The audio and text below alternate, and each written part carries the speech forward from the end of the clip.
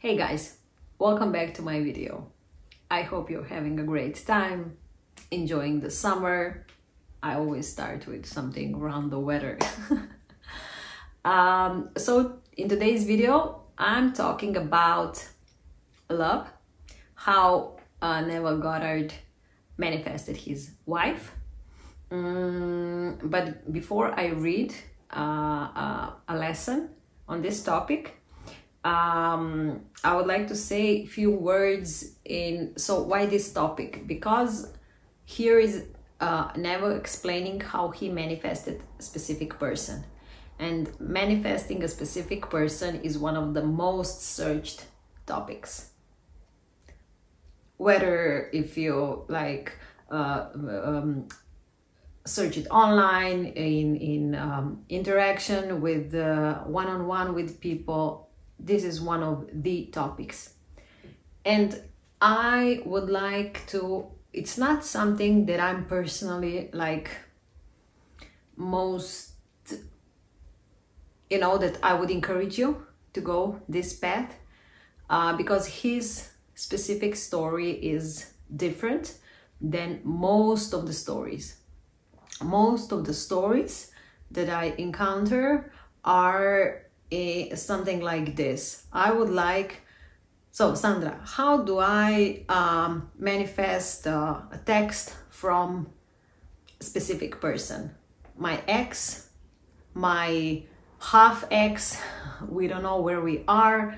I want him or her to, send me a text saying this and this. I'm sorry, I'll come back. I miss you, whatever. Are you okay? Something like that.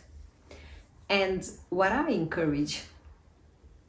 encourage you, if you are in a similar situation, is that you ask yourself not who is the person that you are getting text from, so with the first and last name, but what kind of person is the person that is sending you a text.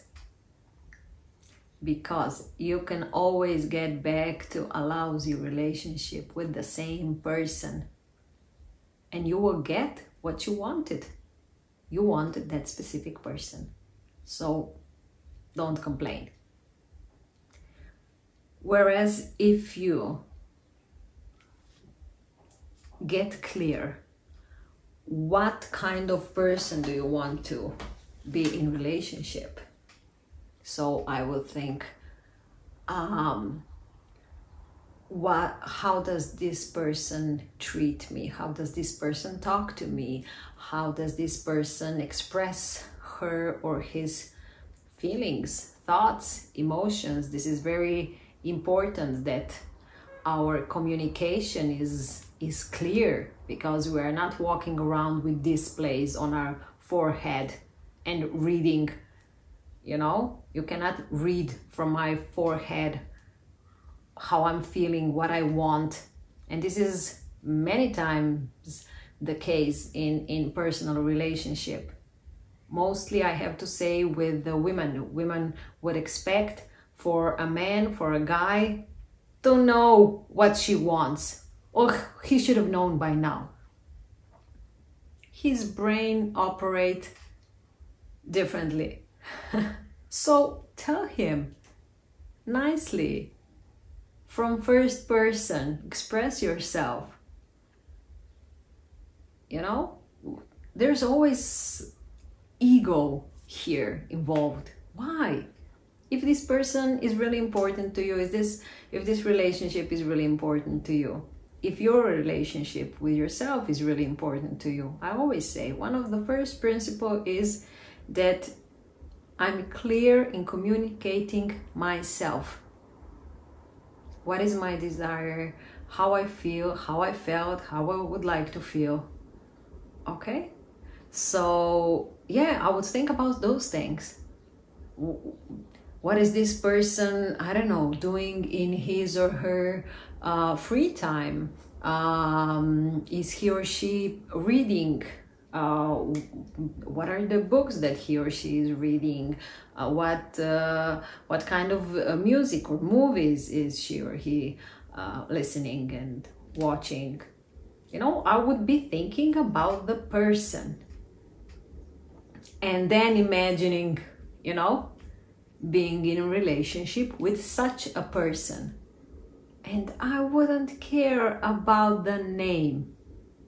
The conscious mind is, you know, so limited only to what you have experienced, and you have experienced so little.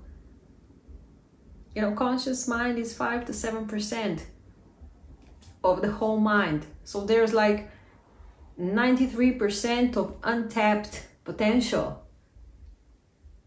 Wouldn't you want to go in that untapped potential?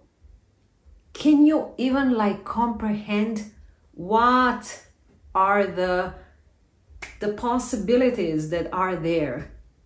I'm like eager to find out, oh, I could have this, and what about this, and like this. Oh, you know, go crazy in terms, like really let your like blockages and your mind go. Free yourself. I just remembered when I was teenager, this American group Neville, my generation, you feel me? And there was this song, Free Your Mind and the rest will follow. So this is it. Free your mind and the rest will follow. That kind of specific person I wish you to manifest. Only in those terms, specific person. With all the attributes that you want your significant other to have. Okay, you can go specific in terms of, if you want, height, hair color, eye color, but those are really like not important things at the end.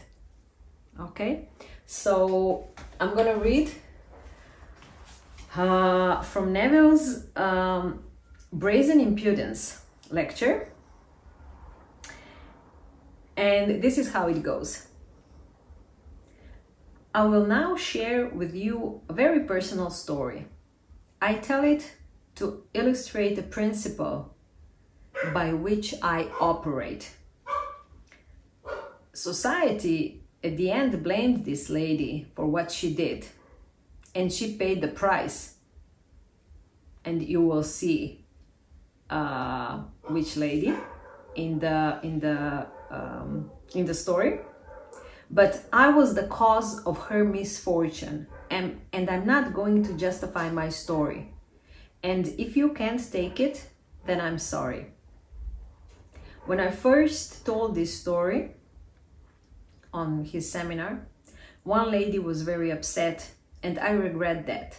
But I have noticed that when someone has recently given up alcohol, tobacco, meat, or even sex, they invariably condemn the state or some other big entity.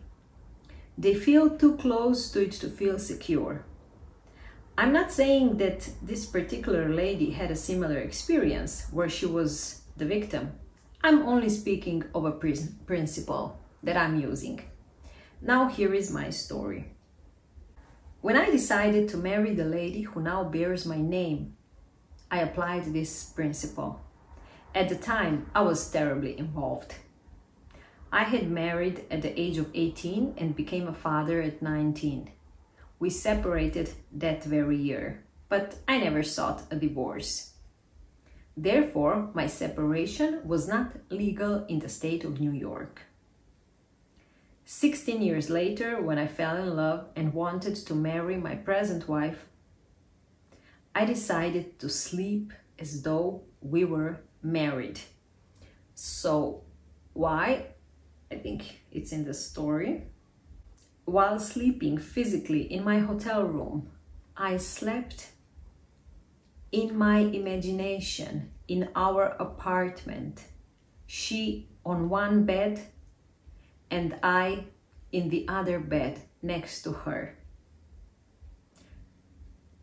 But my dancing partner did not want me to marry. Probably had some kind of feelings towards Neville too. So she told my wife that I would be seeking a divorce and to make herself scarce, which she did. So she moved to another state and I couldn't get a divorce in New York. But I persisted. Night after night, I slept in the assumption that I was happily married to the girl I love. Within a week, now this refers to the beginning of the story, that the society judged the lady and she was punished for something she did. So within a week, I received a call requesting me to be in court the next Tuesday morning at 10 a.m. Giving me no reason why I should be there, I dismissed the request, thinking it was a prank played on me by one of my friends. So the next Tuesday morning at 9:30 a.m., I was unshaved and only casually dressed when the phone rang and the lady said, "It would be to your great advantage as a public figure to be in court this morning as your wife is on trial." What a shock. I quickly thanked the lady, caught a taxi and arrived just as the court began. My wife had been caught shoplifting a few items from a store in New York City, which she had not paid for. Asking to speak on her behalf in front of the judge, I said, "She is my wife and the mother of my son. Although we have been separated for 16 years, as far as I know, she has never done this before, and I do not think she will ever do it again. We have a marvelous son. Please, do nothing to her to reflect it in any way upon our son who lives with me. And if I may say something else, she's 8 years my senior, meaning she's 8 years older. And maybe she's passing through a certain emotional state which prompted her to do what she did. If you really must sentence her, then please suspend it." Then the judge said to me, "In all of my years on the bench, I have never heard an appeal like this. Your wife, before you came, tells me you want a divorce, and here you could have a tangible evidence to get a divorce, yet you plead for her release." He then sentenced her for 6 months and suspended the sentence. Afterwards, my wife waited for me at the back of the room and said, "Neville, that was a decent thing of you to do.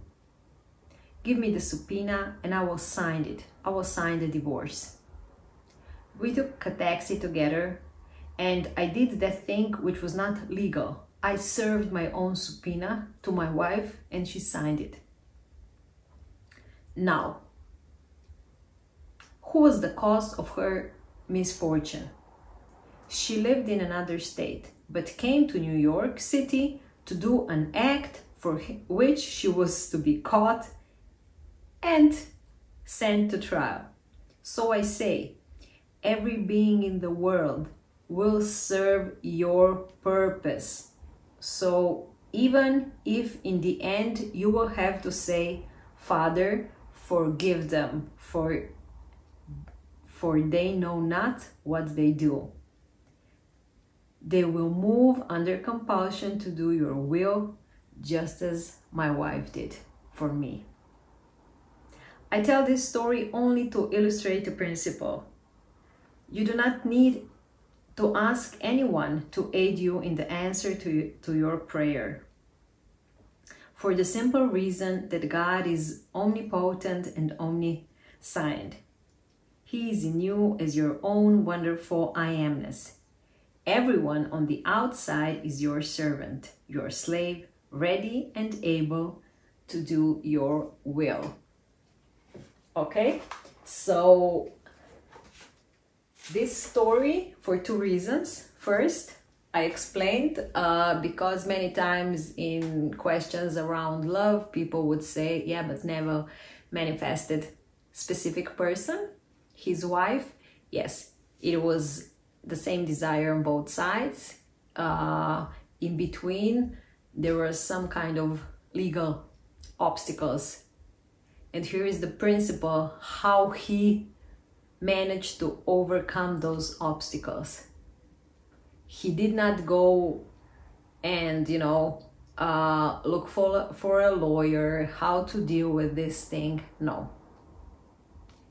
He went to the end. What is your end in a relationship? What do you want? So he wanted to be happily married with the girl he loved. What would imply in his daily life that his wish has already been fulfilled? Well, him sleeping in the same bedroom as her. So this is what he imagined. This is the principle. In some other lecture, he says, if 1,000 men need to aid for your desire to be realized, they will do so. But we are so accustomed thinking about how something will happen that this keeps us, like in a crunch. Release the how, answer the question what. You can help yourself also with why, because when you start thinking about why do you want specific person with such and such attributes, okay, then it will be easier.